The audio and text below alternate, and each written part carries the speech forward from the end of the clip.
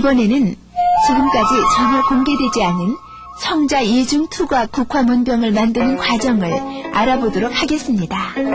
도자기 제작에 사용되는 흙은 점토와 사토를 사용하는데 그 생산지로서는 서산, 무안, 산청, 여주, 이천 등지에서 나는 흙이 질이 좋은 것으로 알려져 있답니다.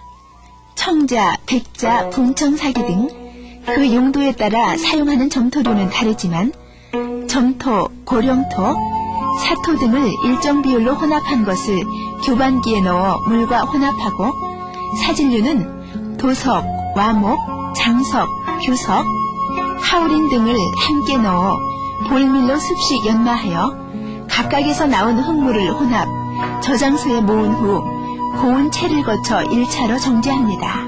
백자용 흙의 경우는 철분을 제거하기 위하여 2차 정제를 한답니다. 이렇게 정제된 흙물은 고압 프레스를 통해 탈수하여 고형질의 판케이크로 만들고 판케이크를 다시 토련기를 이용 흙 속의 공기를 완전히 제거하면 도자기를 만든 흙이 완성됩니다. 지금은 기계로 작업을 하지만 예전에는 수비를 하여 사람이 직접 흙물을 젓고 걸르고 주무르고 또 밟아 좋은 흙을 만들기 위해 모든 노력을 아끼지 않았답니다. 이렇게 만들어진 흙으로 먼저 성형을 하는데 일정한 틀로 찍어내거나 주물에 의한 방법 등도 있으나 대부분 물레를 사용하였답니다. 지금은 전기 물레를 쓰고 있으나 우리의 선조들은 발물레를 사용했습니다. 물레에 의한 성형은 밑에서 굽을 만들어 윗부분으로 올라오면서 형태를 만드는데 성형은 숙련된 감각이 가장 중요시되는 부분이기도 하며 도공의 정성된 손길과 통일된 정신이 하나로 될 때만이 완성이 가능한 어려운 작업이랍니다. 특히 병의 윗부분을 마무리하는 단계에서는 혼신을 다한 손길로 숨을 멈추고 오직 손끝의 모든 감각을 집중시켜 보는 이의 가슴을 조이듯이 완성한답니다.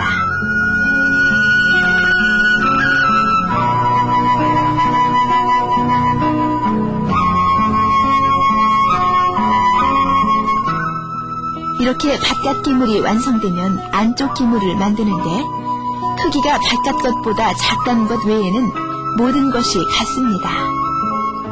다만 안쪽 기물은 먼저 만들어진 기물의 안에 들어가야 하므로 입구 부분이 다를 뿐입니다. 이렇게 성형이 끝나면 적합한 온도에 말려 어느 정도 건조가 되면 바깥 기물을 절개하고 안쪽 기물의 바닥도 잘라냅니다. 흙물을 절개 부위, 안쪽 기물의 바닥 등에 골고루 발라주고 바깥 기물을 잘 공합한 다음 공합 부위를 말끔하게 잘 다듬습니다.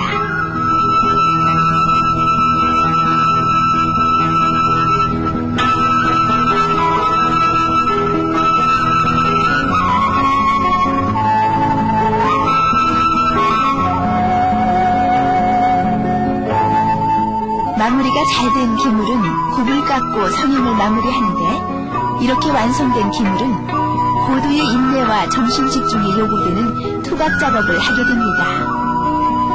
먼저 밑그림을 그린 다음 필요 없는 부분을 하나하나 조각도로 따냅니다.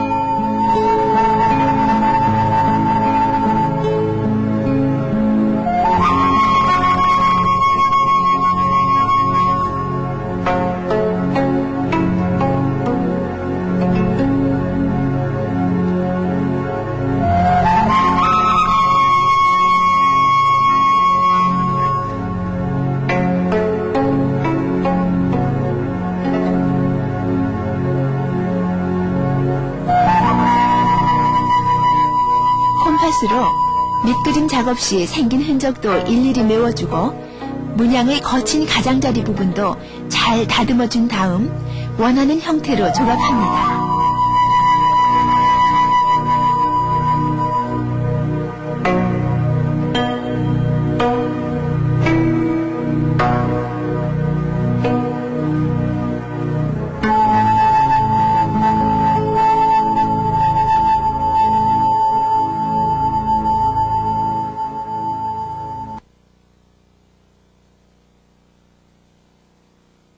일반 작품의 경우는 상감, 음각 또는 양각, 잉하문 기법 등으로 꽃이나 나무, 새, 짐승, 구름 등의 문양을 새겨넣어 표면을 장식합니다. 기물의 표면을 날카로운 조각도로 얇게 파내고 그 파낸 틈에 적토나 백색의 이장토를 붓으로 메워 넣은 후 조금 건조되기를 기다렸다가 표면을 조각도로 말끔하게 긁어내면 기물의 바탕과 이장토의 색상이 다르게 나타나면서 시도하고자 하는 문양이 나타납니다. 그 이후 투명 유약을 입혀 구워내는 방법인데 고려시대의 상감청자가 바로 이 기법을 이용한 것이랍니다. 잉하문은 나무나 점토 등으로 문양을 새겨넣어 만든 도장으로 기물의 표면에 찍어서 장식하는 기법입니다. 같은 문양을 여러 번 반복해서 나타낼 수 있으며 인화문으로 처리된 부분에 이장토를 메워 넣은 후 표면을 정리하여주면 인화문 상감청자가 된답니다.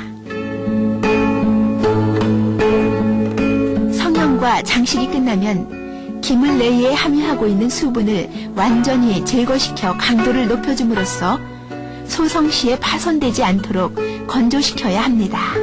이렇게 잘 마른 기물은 가마에 넣고 초벌구이를 하게 되는데 초벌구이는 유약을 입히기 위하여 적당한 강도로 만들고 흡수율을 줄일 목적으로 섭씨 800 내지 900도 정도로 아주 서서히 구워내는 과정을 말합니다.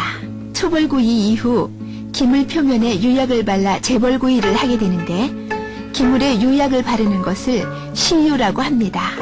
유약의 사용은 위생적이며 실용적인 목적과 미적인 목적도 겸하게 되며 특히 도예가에게는 유약의 선택과 사용 방법에 따라서 도자기의 색깔이 달라진다고 합니다.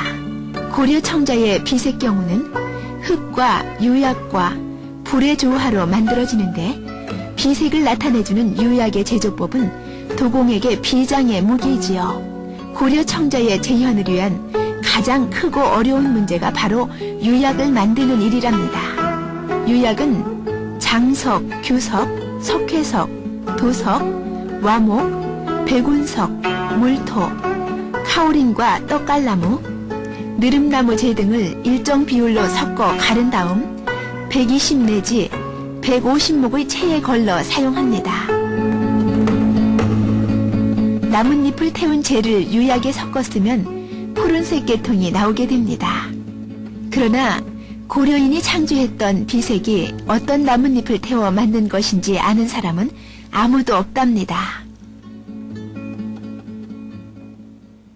재벌구이는 기물 속에 들어있는 수분과 가마 내부의 습기를 증발시키기 위해 피운 불을 뗀 후 가마 안에 가득 찬 그을음을 벗겨내기 위한 벗긴 불을 떼고 유약이 녹기 직전까지 기물을 달구는 독군불을 하며 유약이 녹기 시작할 때부터는 화력 조절을 하면서 환원불을 떼야 하는데 이때 가마 내부의 온도는 섭씨 1000도 정도 됩니다. 이런 과정을 거쳐서 섭씨 1250 내지 1300도가 되면 한 칸의 불떼기가 끝나게 되고 이런 방법으로 다음 칸으로 불떼기를 계속하여 마지막 칸까지의 불떼기가 끝나게 되면 봉통 입구를 밀봉합니다.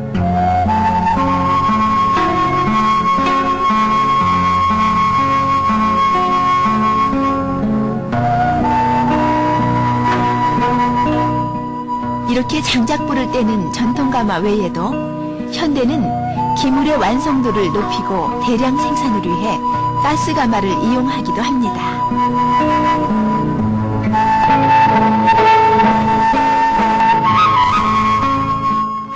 도자기가 탄생하기까지는 적어도 24단계 이상의 공정을 거치고 70여 일이 소요되는데 만들어진 모든 도자기가 실패 없이 완성되는 것은 아니랍니다.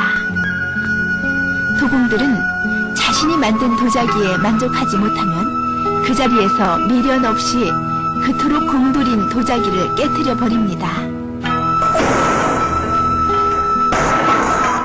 고려시대에 만들어진 청자도 100% 완벽한 작품이 없었으니 그만큼 청자가 도자기 중에서 만들기 어렵다는 것을 의미합니다.